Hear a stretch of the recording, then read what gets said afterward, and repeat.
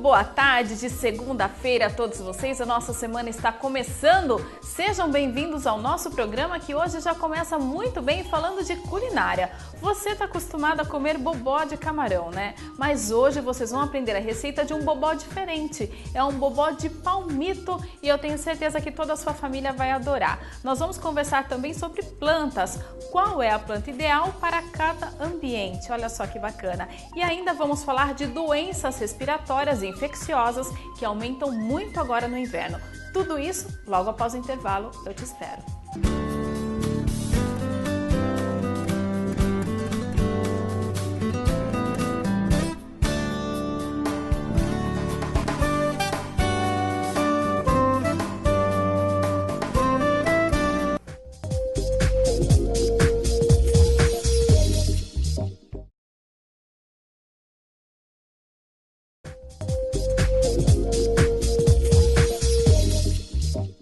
Hora de começar o programa muito bem falando de receita. Vamos aprender a preparar um bobó de palmito com o nosso chefe, Carlos Martins.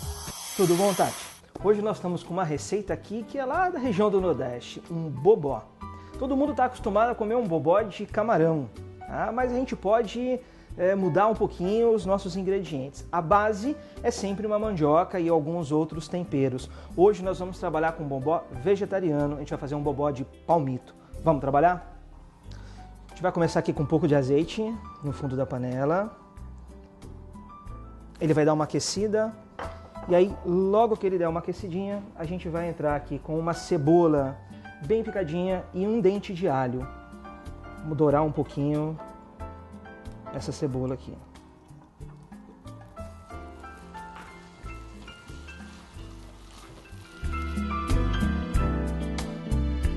Uma vez dourada aqui a cebola, já está bem mais murchinha, eu vou entrar com os pimentões. Eu estou aqui com um misto de pimentão amarelo, o verde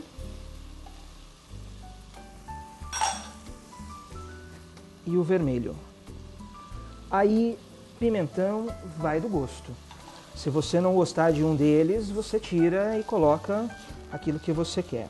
Vou dar mais uma murchadinha aqui no nosso pimentão e já vou entrar com o tomate.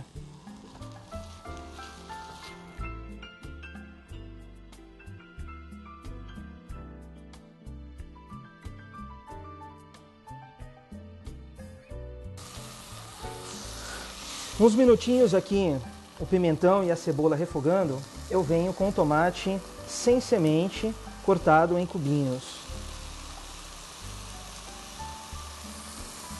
Junto, eu já vou entrar com um pouquinho de pimenta dedo de moça, que é uma comida da Bahia, uma comida quente, né? E, de novo, murchar agora o tomate junto com os outros ingredientes.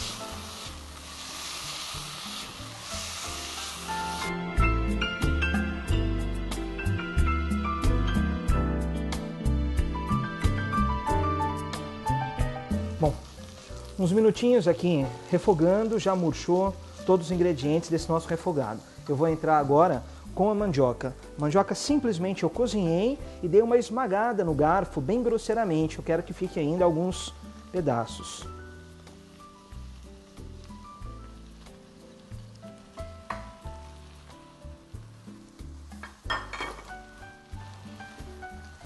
Imediatamente agora, junto com a mandioca, eu vou entrar com leite para amolecer um pouquinho.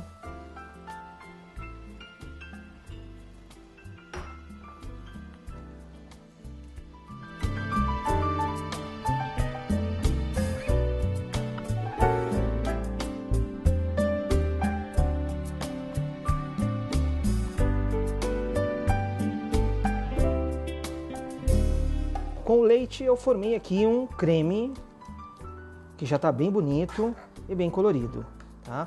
Eu venho agora com o leite de coco.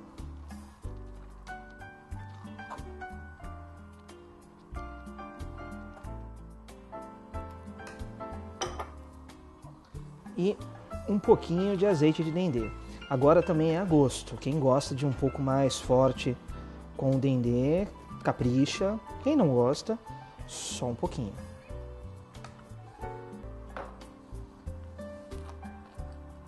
Mexo bem aqui para deixar esse creme bem homogêneo. E já entro com o nosso palmito. O palmito que eu estou usando é palmito em conserva, ele já veio todo picadinho.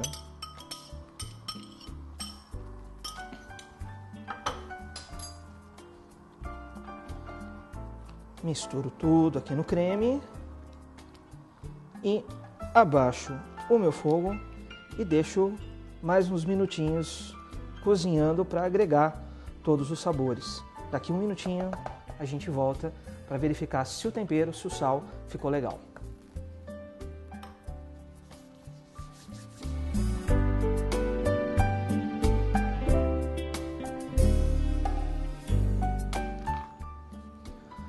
Bom, depois de uns 4, 5 minutinhos aqui cozinhando, né, o nosso creme, eu vou acertar um pouco do sal.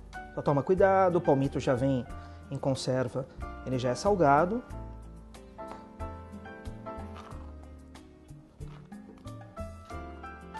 E para finalizar o prato, eu entro com salsa picada.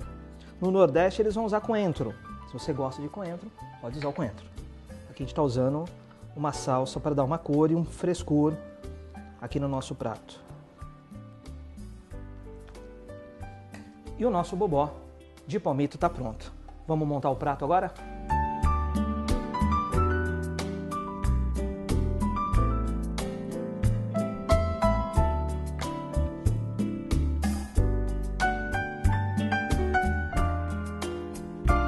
Tá pronto aqui o nosso bobó de palmito.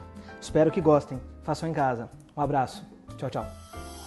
Delícia de receita! Todo mundo da equipe experimentou e falou que estava muito gostoso. Então já sabe, façam na sua casa e aproveito para mandar um beijão aí para o Carlos Martins mais uma vez com essas receitas maravilhosas. Agora é intervalo e na volta, que tal aprender qual é a planta ideal para colocar em cada ambiente da sua casa? É logo após.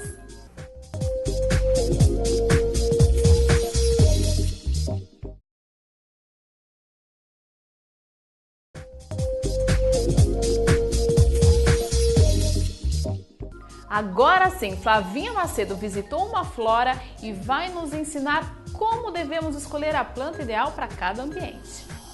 Você adora plantas, mas tem dúvidas na hora de cultivá-las? Hoje você vai aprender dicas de como cuidar do seu jardim, da horta, do seu arranjo e ainda saber qual a planta ideal para cada ambiente. Quem vai nos ajudar nessa missão é a Marina Gerotti. Tudo bom, Marina? Tudo bem, Flávia? Tá bom, vamos começar pelas plantas de ambientes internos, ou seja, a planta que precisa de sombra, é isso? Exatamente, a planta ela precisa de sombra e também pode tomar um meio sol da manhã, né? Quais são essas plantas aqui? Vamos começar a mostrar para vocês. A gente tem vários tipos de folhagem que dá para você colocar. Tem o pacová, tem uns tipos de moema, alguns tipos de maranta também que dá para colocar na sombra. Também tem samambaia para quem gosta, colocar na garagem, né? Tudo isso para deixar o ambiente mais bonito. O que diferencia essa planta de sombra da planta que fica no sol? Quais são os cuidados especiais que ela tem que ter? Bom, a planta de sombra geralmente tem que ficar na sombra, né? Porque se ela tomar sol, ela pode queimar e ficar com a folhagem danificada. Geralmente pode-se perceber que as folhas mais fortes, de verde, mais escuro, elas são de sombra, mas não é exclusivamente isso. Pode ter folhas com a coloração mais clarinha. Pode sim, porque agora com essa infinidade de planta que tem, então não dá para saber direito, né? Ok, agora uma outra dúvida. A planta está em ambiente interno, mas o ar-condicionado, tem que ter algum cuidado em relação a isso? Tem sim. O ar-condicionado não é bom ficar direto na planta, porque querendo ou não prejudica bastante, resseca a planta o ar-condicionado. Então é bom assim direcionar o ar-condicionado longe da planta, mas pode ficar num ambiente com ar-condicionado. Em relação aos cuidados de regar e tudo mais, qual que é a frequência para cada planta ou é padrão para as folhas internas? Olha, geralmente na parte interna, a cada 2 dias é feito a rega. Depende muito se o tempo está úmido ou não, mas geralmente são 2 dias. Você é bom observar também. Se a terra está úmida, deixa para molhar no outro dia. Agora, se a terra está seca, pode molhar. Outra dúvida que muita gente tem é em relação às avencas, às samambaias, que são folhagens, eu acho que um pouco mais delicadas. Tem algum cuidado especial para elas? É isso mesmo. As folhagens tipo samambaia e avenca, elas não gostam muito de vento. Então é bom para você deixar na garagem, né, dentro de um lugar assim mais preservado, não uma varanda, porque pode ventar e ela não gosta de vento. E ela pode ser colocada dentro de casa mesmo em ambiente fechado, só com a janela, por exemplo? Pode sim. Tendo uma luminosidade, a planta ela já se adapta ao lugar. Agora, Marina, orquídea realmente eu acho que é uma coisa muito difícil de cuidar, elas são muito delicadas. Como eu faço para deixar ela sempre linda igual tá aqui? Bom, ao contrário de que todo mundo pensa, é fácil de cuidar de orquídea, só que ela necessita de um cuidado especial. O adubo delas é a cada 15 dias, tem que ser meio regrado assim. Ela não gosta de sol direto, tá? E também a água dela também é diminuída, é em torno de 1 copo de água a cada 2 vezes na semana. No caso delas, diferencia, dependendo da estação, se é verão, se é inverno, tem alguma diferença na hora de cuidar? Não. É que o verão elas sentem um pouco mais por causa do calor, né? Então, às vezes, tem que molhar mais. Mas ela não diferencia muito, não. Agora, Marina, para quem quer ter uma folhagem dentro de casa, mas quer flor, quer ver brotando flor, qual que é a dica? Exatamente. Para flor, né? Os mais conhecidos são o lírio da paz e o antúrio, que vai dar flor dentro de casa. Porque como é sombra, geralmente a planta ela não floresce, né? Pelo fato de não receber sol. Mas o lírio da paz e o antúrio sempre vai estar com flor. Qual que é a frequência que elas brotam as flores? Olha, dependendo da adubação, que é muito importante, que tem que ser feita uma vez por mês, geralmente, se você manter essa adubação, todo mês ela está com flor. E regagem, qual que é a frequência? A frequência geralmente é a cada 2 dias. E você estava comentando também das bromélias, é isso? Exatamente, as bromélias de sombra, que também dão flor e deixam o ambiente assim bem legal, bem colorido. E as bromélias têm diferença de cores ou é uma cor só? Tem variações de cores? Não, a bromélia sim, tem uma infinidade de cores. Tem laranja, rosa, vermelha, amarela, dá pra variar bastante. Para escolher de acordo com o seu ambiente, com a sua decoração. Well, I'm almost finally, well, I am free. Oh, I'm free. And it's okay if you had to go. Depois das plantas para sombra, agora a gente vai às plantas que gostam e querem sol, é isso? É isso mesmo. Planta de sol tem bastante, assim, tem várias opções. Mas se a pessoa quer flor para sacada, né, para jardineira, tem o gerânio pendente, que ele é bem resistente e não precisa daquela troca semestral. Qual mais? Bom, além do gerânio pendente, vocês conseguem Maria Sem Vergonha, Cravina, Beijinho, todas essas com bastante flor, bem colorida. E aí o que diferencia? Qual que é o tempo de rega dela, a adubação? Já o tempo de rega de planta de sol, como ela vai estar exposta ao tempo, então é sempre bom analisar o tempo como é que tá, né? Se tá úmido ou não. Mas a planta de sol geralmente é um dia sim, um dia não. Ou então no verão é todo dia. E o adubo? O adubo uma vez por mês. Agora em relação aos vasos, como que eu escolho o vaso ideal para cada planta em relação ao tamanho? Olha, geralmente o vaso tem que ser escolhido conforme o tamanho da planta. O vaso sempre tem que ser maior do que o torrão da planta, né? A parte de baixo que ela tá. Porque ela vai ter que se adaptar e aí quando ela atingir o tamanho do vaso, ela para de crescer. Então o vaso é bom para quando você não tem um ambiente tão grande, mas quer ter uma planta em casa. E nesse caso dos vasos, você consegue até ter árvores frutíferas e tudo mais. Exatamente, você pode ter jabuticaba, acerola, até frutas cítricas na sua casa com um vaso grande, né, e um espaço com sol, e pode ter na sua casa uma planta frutífera. Olha só que opção legal.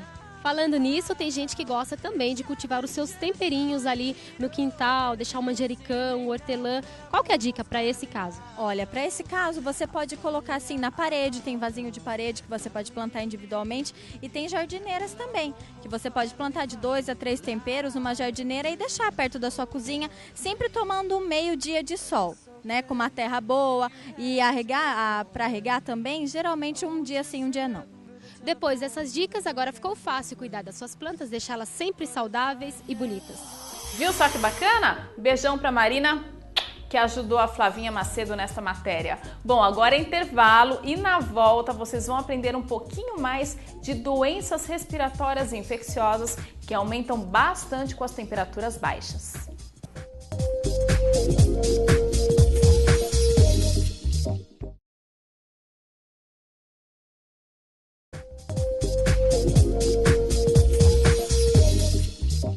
Chegou um momento importante do nosso programa. Nós vamos conversar um pouquinho sobre doenças respiratórias infecciosas que aumentam bastante agora nesta época do inverno. E é claro que existem maneiras de evitar essas doenças. E quem vai nos dar a dica e nos ensinar é o pneumologista Dr. Antônio Cincoto. Dá só uma olhada. As doenças respiratórias aumentam no inverno por vários motivos. Um desses motivos, o primeiro motivo, são as doenças infecciosas. As doenças infecciosas, elas aumentam no inverno porque as pessoas tendem a ficar mais juntos, mais aglomeradas. Isso favorece o contato de pessoa a pessoa. Também os toques de pessoas em pessoas aumentam mais. Às vezes uma pessoa resfriada, quando ela tosse, espirra e leva a mão à boca, isso contamina a sua mão. Em seguida ela cumprimenta uma outra pessoa, essa outra pessoa leva a mão à boca, ao nariz e acaba essa corrente se prorrogando indefinidamente, aumentando a incidência das doenças respiratórias. Um outro motivo é que com o frio as pessoas fecham mais as portas e as janelas, favorecendo o aumento da concentração dos agentes infecciosos. Existe uma outra condição. A outra condição é o seguinte: todas as nossas reações químicas, elas são mediadas pela temperatura. Ou seja, quanto mais frio, as reações orgânicas ficam mais lentas. As nossas células de defesa também se tornam um pouco mais ineficientes quando a temperatura do nosso corpo cai. Então, quando o nosso corpo é submetido a situações de resfriamento extremo ou hipotermia, isso também favorece a entrada das infecções respiratórias, porque a nossa imunidade se torna mais lenta. Hipotermia é quando a temperatura do corpo cai abaixo de 35 graus. Não é abrir a geladeira, não é pôr o pé descalço no chão. É quando realmente as condições atmosféricas, o frio, incide sobre o nosso corpo, levando a um resfriamento prolongado. Isso sim favorece a entrada de infecções, principalmente infecções respiratórias. Ou, por exemplo, quando uma pessoa no inverno toma uma chuva e fica muito tempo tiritando, né, embaixo da chuva, naquela temperatura gelada. Isso sim, isso é muito ruim e é muito comum, todo mundo sabe que depois de um episódio desse é frequente que venha uma infecção respiratória. Para evitar essas doenças respiratórias de natureza infecciosa que aumentam no inverno, as pessoas devem primeiro evitar aglomerações. Mesmo com o frio, abrir a casa, abrir os ambientes para que eles sejam arejados. E também lavar as mãos com frequência. Existe um trabalho que eu não vou citar agora porque ele não tem uma metodologia muito científica, mas que me deixou impressionado. O número de vezes que as pessoas, de uma forma geral, tocam a boca ou o nariz pelo dia é inacreditavelmente alto. Então, se tem uma pessoa com uma gripe que espirra, põe a mão na frente, ou tosse, põe a mão na frente, em seguida cumprimenta outra pessoa, passa os vírus para essa pessoa leva a mão ao nariz, imediatamente já se contamina e esse ciclo vai se repetindo indefinidamente. E por isso que aumenta muito a infecção respiratória por vírus, principalmente no inverno. Então, uma medida muito simples é lavar as mãos com frequência, com água e sabão mesmo. Se tiver um alquinho gel para passar, melhora. Mas água e sabão, lavar as mãos com frequência. Não tossir diretamente nas mãos. Quando tossir, procurar proteger a boca com o cotovelo, com o braço, para impedir a propagação dos germes. No inverno, com a diminuição da umidade do ar, as pessoas se desidratam com mais facilidade. É muito importante manter-se bem hidratado, tomar bastante líquido, principalmente velhinhos e crianças. Uma outra coisa que é extremamente importante no começo do inverno é tomar a vacina para a gripe. Né? Nós sabemos que a vacina para a gripe ela não protege 100% das pessoas, mas ela é eficaz em 60% a 70% das vezes das pessoas se tornam imunes quando tomam a vacina. Então, a primeira coisa é tomar a vacina para a gripe. As doenças respiratórias, de uma forma geral, a pneumonia e a gripe, elas são mais graves nos extremos de idade. Crianças menores de 5 anos, idosos acima de 65 anos têm a mortalidade elevada por essas doenças, né? Então, idosos e crianças devem sempre tomar a vacina da gripe. Uma outra vacina que eu recomendo para aqueles pacientes que têm problemas cardíacos e problemas respiratórios é a vacina contra a pneumonia. Essas duas vacinas, elas estão disponíveis na maior parte dos postos de saúde e podem ser obtidas gratuitamente pela população. Quem tem asma ou rinite e costuma piorar no inverno, isso acontece pelo seguinte: quando nós temos invernos típicos, que normalmente onde normalmente o ar é frio e seco, dois fatores acontecem. O próprio ar frio já pode desencadear crise de rinite, crise de bronquite, crises de asma. Só o ar frio, sem nenhum outro fator. O que acontece também no inverno, quando não chove, é que a poluição nas grandes cidades aumenta muito. O principal causador da poluição nas grandes cidades são os automóveis.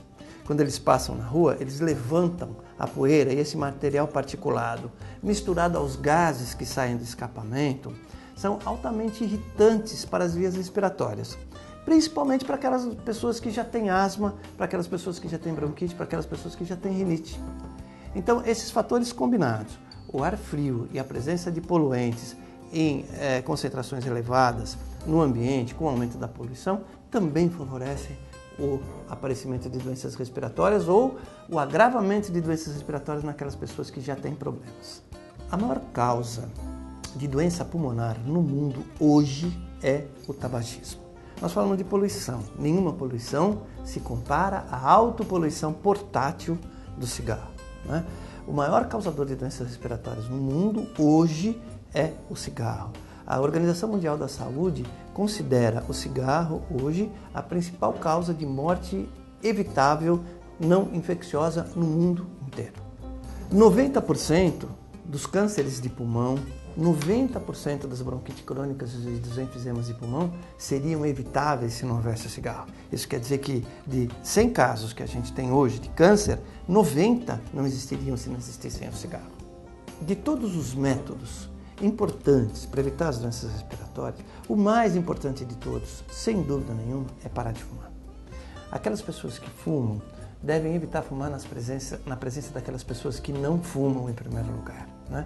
Nós temos vários trabalhos que mostram que pais, quando o pai é fumante, ou quando a mãe é fumante, ou quando ambos são fumantes, aumenta muito a incidência de doenças respiratórias nas crianças, principalmente no inverno, por essa condição dos lares ficarem fechados, né? Então, em primeiro lugar, parar de fumar é das atitudes mais importantes que as pessoas podem tomar para evitar doenças respiratórias no inverno ou em qualquer outra ocasião, mas principalmente no inverno. Se você está querendo parar de fumar, procure o seu médico, os médicos do posto de saúde. Hoje existem remédios e esses remédios podem ajudá-lo com certeza a parar de fumar.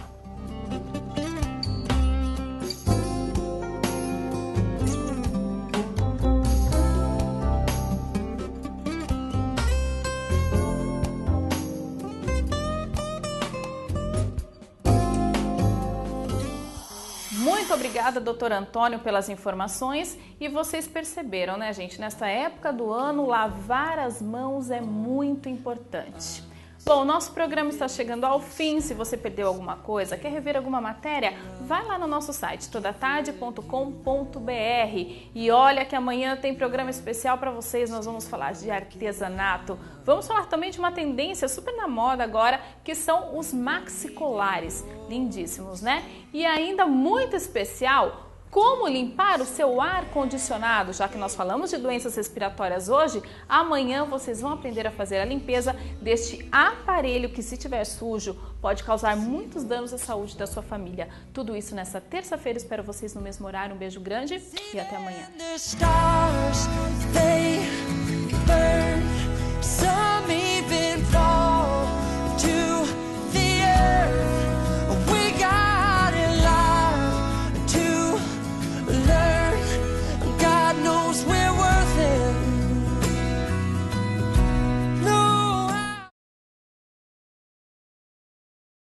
Nesta terça-feira, no nosso programa Toda Tarde, vocês não podem perder. Nós vamos falar de artesanato, vamos ensinar vocês a usar maxicolar, que está super na moda, e ainda como limpar o ar-condicionado da sua casa, porque ninguém quer danos à saúde, não é verdade? Então, espero vocês terça-feira, 1:45, aqui na TV Sorocaba SBT.